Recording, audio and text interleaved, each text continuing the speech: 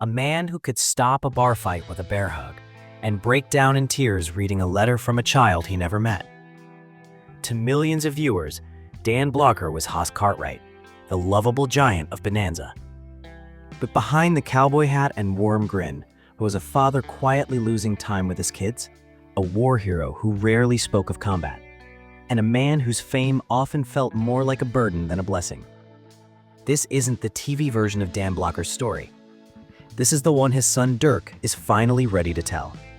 The real man behind the myth. The Hollywood legend who never let success erase his humanity. By the early 1960s, Dan Blocker was one of the most recognizable faces on American television. As Hoss Cartwright in Bonanza, he wasn't just a character, he was a symbol. Kids rushed to hug him.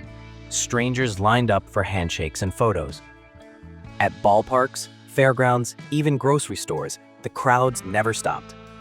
But at home, his own children barely got a quiet moment with him. His son Durk remembers it clearly. The constant attention, the endless interruptions, the feeling that their father somehow belonged more to the public than to them. But fame doesn't knock, it barges in, and Dan's family felt it every day. Dan expanded their house in the San Fernando Valley. He built a pool, a game room, extra bedrooms, all in hopes of creating some peace for his growing family. But the outside world always found a way in. He could have moved to Beverly Hills like the other stars. He was told the schools were better, the neighborhoods safer, but he didn't buy it. If the schools in the valley are good enough for regular kids, they're good enough for mine, he once told a reporter. Dan Blocker wasn't interested in being elite. He was interested in being present. And yet, presence was the one thing fame kept stealing from him. So he fought back the only way he knew how, with structure and a little old-school parenting. He and his wife, Dolphia, created a nightly ritual called the 8 o'clock club. If the kids weren't in bed by 8, they were out for the week. It sounds small, maybe even silly, but to the Blockers, it was structure, it was sanity. Dan let Dolphia play the enforcer. He was the soft one, the teddy bear. They're a pretty good crew, he used to say. But no matter how hard he tried to separate Hoss Cartwright from Dad, his kids still watched their father get shot on TV, fall off horses, wrestle strangers. It's not real, he'd tell them. But one day, after a particularly violent episode, his daughter ran to him in tears, checked his head, and asked if he needed an aspirin. That's how deeply they felt it. They didn't see the actor. They saw Dad. And that line between reality and fiction? For his children, it was always heartbreakingly thin. And that's what the audience never got to see. They saw the cowboy, the gentle giant, the mortal compass of a Ponderosa. But they didn't see the man lying awake at night, wondering if he was missing the best years of his children's lives. Because behind every beloved TV legend, there's a father quietly hoping he's not losing the moments that matter most. Long before the lights of Hollywood, before the ranch, before Hoss Cartwright, Dan Blocker was just Bobby Dan Davis Blocker, a tall, quiet kid from Dalb, Texas. Born to Ora Shack and Mary, Arizona Blocker, he grew up in a small town where dreams didn't usually stretch much further than the county line. His parents ran a modest grocery store in O'Donnell. It wasn't glamorous, but it was honest work. That kind of grounded living shaped Dan early. But even in that quiet corner of Texas, something about him was already different. Even as a child, he stood out, literally. He was always the biggest kid in the room, tall, broad, with hands so large, they seemed built for holding more than just pencils and baseballs. But despite his intimidating size, those who knew him described him as gentle, polite, even shy. He wasn't the kind of person who needed to raise his voice. When he spoke, people listened, not out of fear, but respect. And yet no one could have predicted where those quiet eyes were headed next. In 1940, he enrolled at Texas Military Institute, and from there, moved through Hardin University, and finally, Sul Ross State Teachers College, where something unexpected happened. He found his passion for drama. Yes, drama. This future cowboy, war hero, and on-screen bruiser was also performing in stage plays. It was at Sul Ross that he earned his degree in speech and drama. a combination of physical presence and emotional intelligence that would later make him unforgettable on screen. But just as his dreams were beginning to take shape, the world went to war. But life had other plans before the spotlight. War broke out. Dan enlisted in the US Army and served during the Korean War, not behind a desk, but in the trenches. As a sergeant in the 179th Infantry Regiment, he saw real combat. He earned a Purple Heart, 2 Bronze Stars.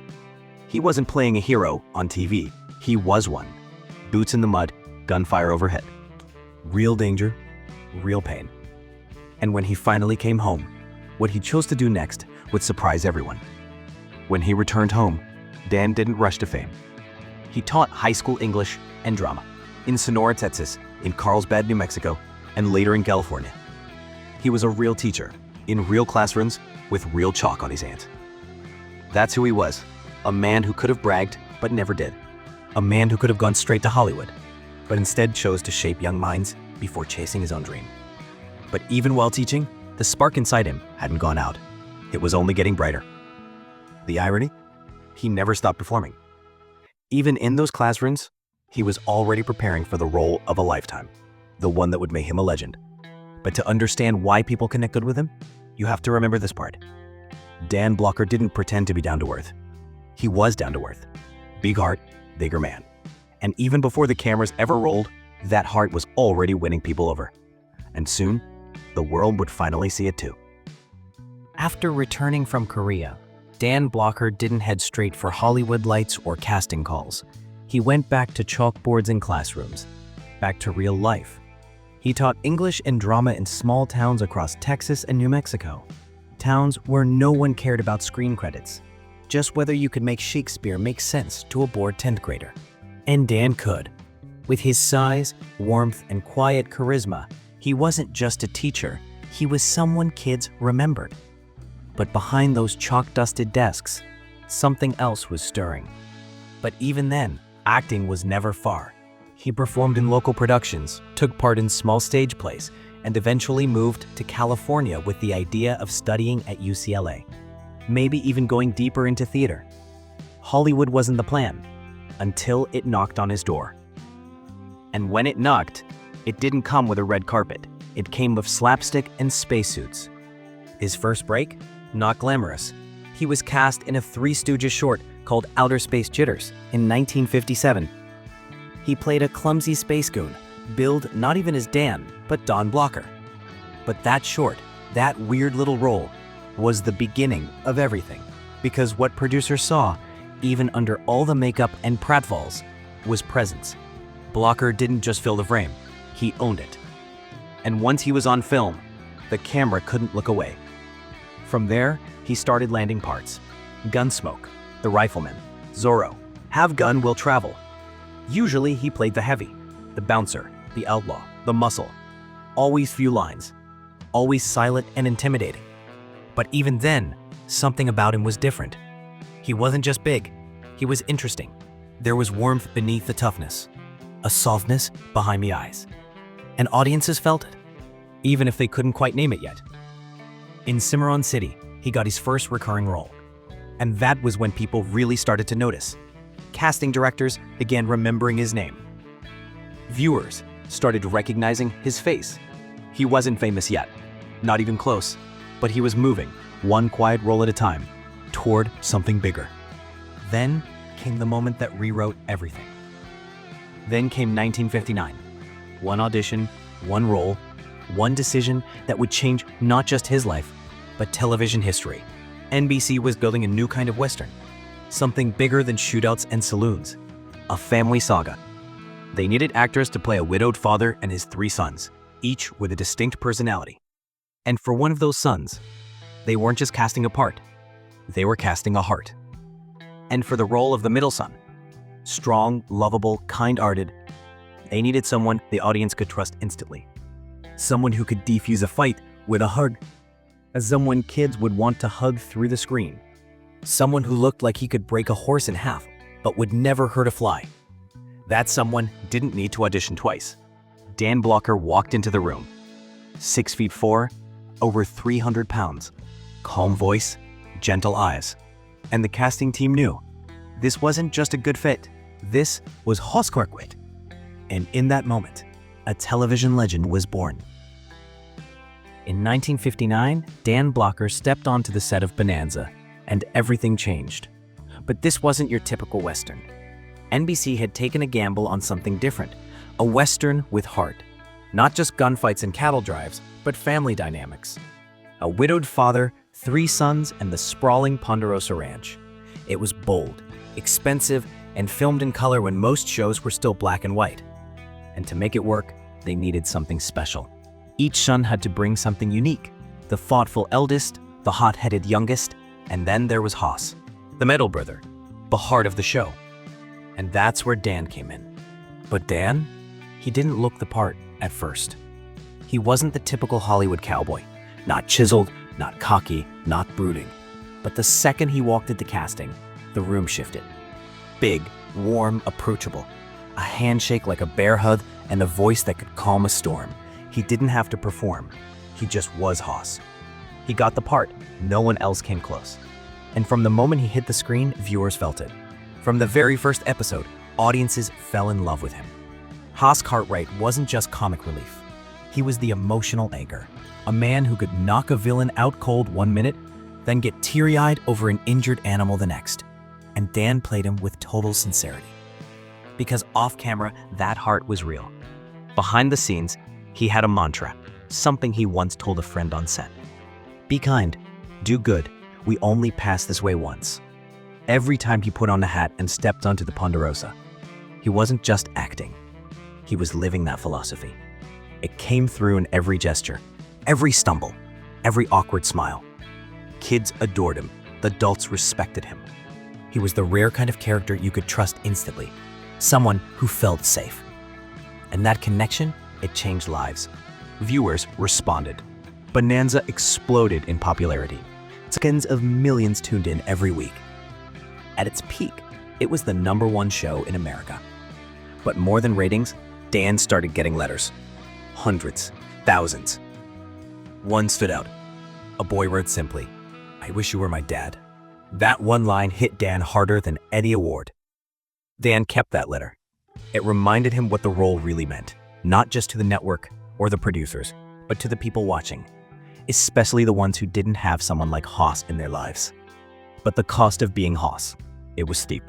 Off-screen, the schedule was brutal. Long days, endless reshoots, little time for family. But Dan gave everything he had to that role because he knew what it stood for: honesty, safety, loyalty, kindness. And in the end, that's what mattered most. He once said he played Hoss the way he wished more men would act in real life, and that's why the character lasted. That's why he lasted. Because Dan Blocker didn't play Hoss to be famous. He played Hoss to matter. While Bonanza was turning Dan Blocker into a television icon, he refused to let himself be boxed in as just the big guy in the cowboy hat. He had range, and more importantly, he had ambition beyond fame. And he wasn't afraid to prove it. In 1963, he starred alongside Frank Sinatra in Come Blow Your Horn, stepping outside the Western genre to show he could hold his own with Hollywood royalty. Then again in 1968, he appeared in Lady's Cement, playing a gritty, no-nonsense heavy, the total opposite of Hoss. And it worked. Dan could intimidate just as easily as he could comfort. But Hollywood was just getting started with him. Behind the scenes, he was being eyed for even bigger roles. One of the most talked about near misses? Stanley Kubrick reportedly considered Dan for the part of Major T.J. King Kong in Dr. Strangelove. That's the now iconic role where a man rides an atomic bomb like a rodeo bull into oblivion. But Dan never even saw the script. His agent turned it down before it reached him. Slim Pickens got the role instead, and film historians still wonder, what if Blocker had said yes? But Dan wasn't one to dwell on missed chances. He was too busy building a brand. In 1963, he became part owner of a new restaurant chain, Bonanza Steakhouses. The concept: serve hearty, affordable meals, and have Hoss himself endorse it. And Dan went all in. He appeared in commercials, made public appearances, signed autographs at openings. And not in character, as himself, the public trusted him. When Dan Blocker said the steak was good, they believed it. Because if Hoss Cartwright wouldn't lie to you, neither would Dan. But here's the part most people missed. This was never about cashing in. It was about connection. The same reason he kept responding to fan letters. The same reason he gave interviews in his soft, polite Texas drawl, never putting on airs. And sometimes, that connection turned deeply personal.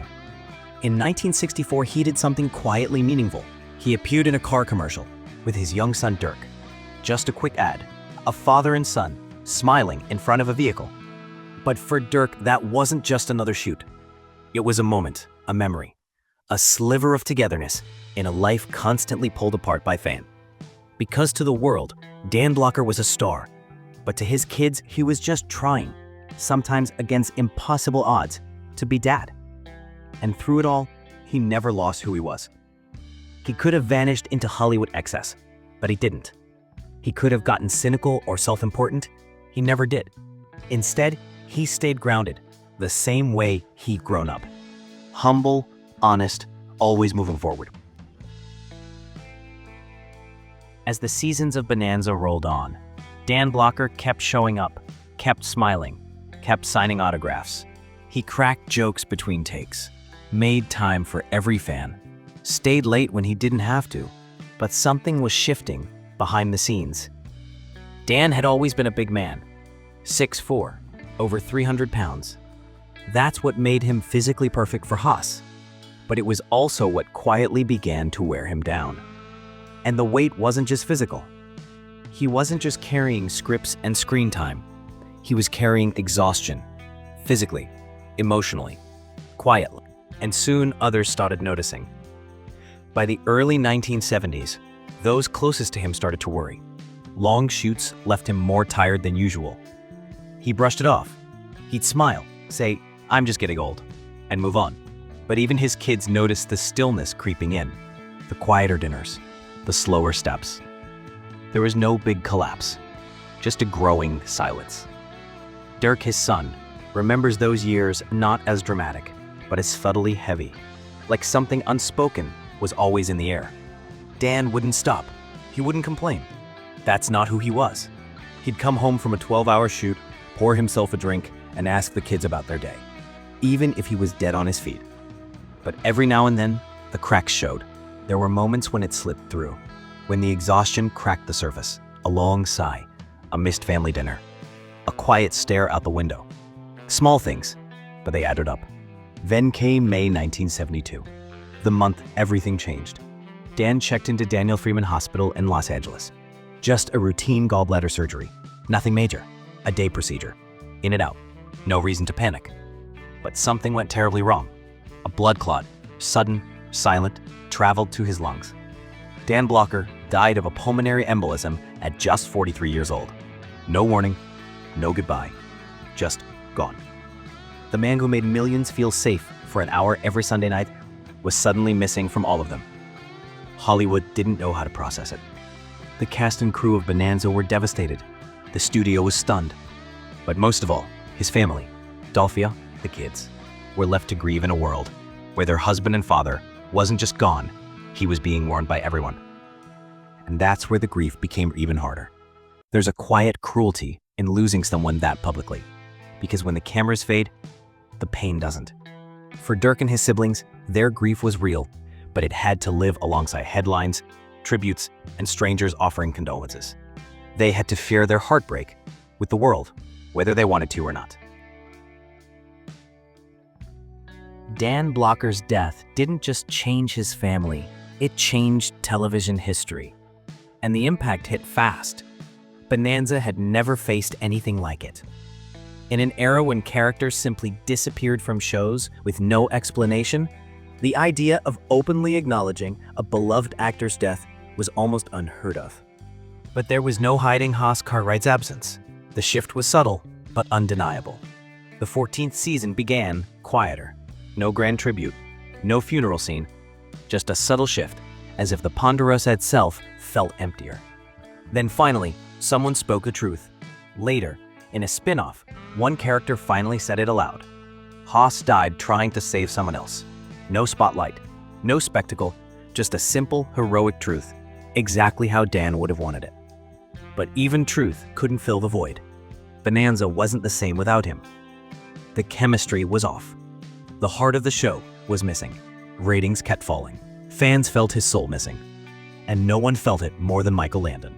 Michael Landon, one of Dan's closest friends on set, once said he could cry on cue. All he had to do was think about Dan. That tells you everything about what Dan meant, not just as a co-star, but as a man. And when it was time to say goodbye, there was no red carpet, no camera crews.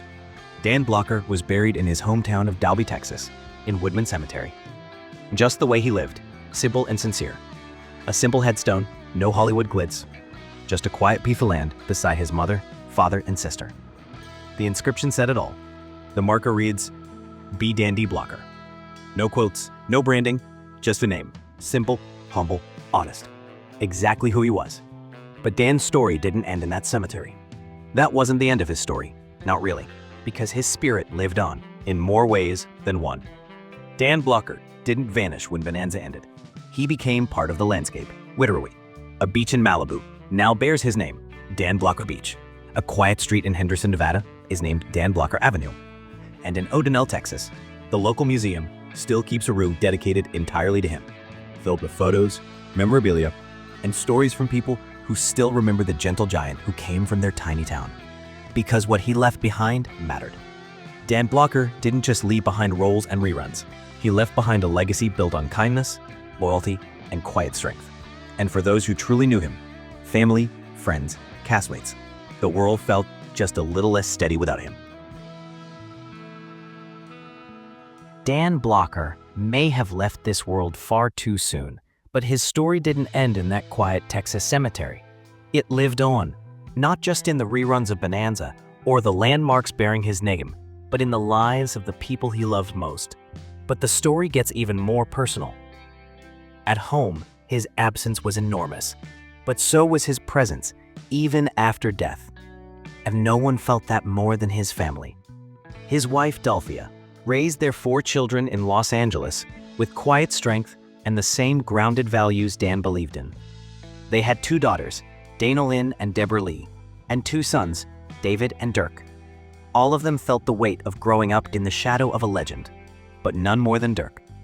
Because for Durk, it wasn't just legacy, it was identity. Durk Blocker didn't just look like his father, he carried the same gentle energy. At just a few years old, he'd stood beside Dan in that 1964 car commercial. A simple moment, but one burned into memory. Decades later, it would become the emotional anchor of his understanding of who his father really was. And how did he honor that memory? He stepped in front of the camera too. Durk pursued acting too, not as a shortcut, not for fame, but as a kind of quiet tribute. And his career quietly flourished. He took roles in shows like Little House on the Prairie, ER, The X-Files, Gyps, Walker, Texas Ranger, and Matlock. From 1976 to 1978, he held a steady role as Lieutenant Jerry Bragg in Baba Black Sheep. But then came a moment no one saw coming. Durk landed the role of Detective Hitchcock in Brooklyn Nine-Nine, a comedy watched by millions. He didn't chase the spotlight, but it found him anyway. For years, Durk was the guy people recognized but couldn't quite place. And that was okay, because he wasn't chasing his father's fame. He was building his own legacy, one brick at a time. And then, just like his father, he chose something even deeper. Later in life, he did something even more revealing. He went back to school, finished his degree, and became a teacher, just like his dad once had. And that's not all. In 2017, he released a children's book called Master and the Little Monk. A quiet, meditative story about kindness, wisdom, and gentle strength. The kind of story Dan would have loved. The kind of story he was. But here's what makes it all so powerful. Durk doesn't speak about his father with grandiosity. He doesn't need to, because the reverence is in the details. It's not in how loudly he tells the story, but in how carefully he preserves it. And now, for the first time, he's ready to share it with the rest of us. Not to show us Hoss Cartwright, but to show us Dan Blocker, the dad, the husband, the veteran, the teacher, the man behind the cowboy, the man who came from small-town Texas and never let stardom change who he was. Dan once said, "We only pass this way once."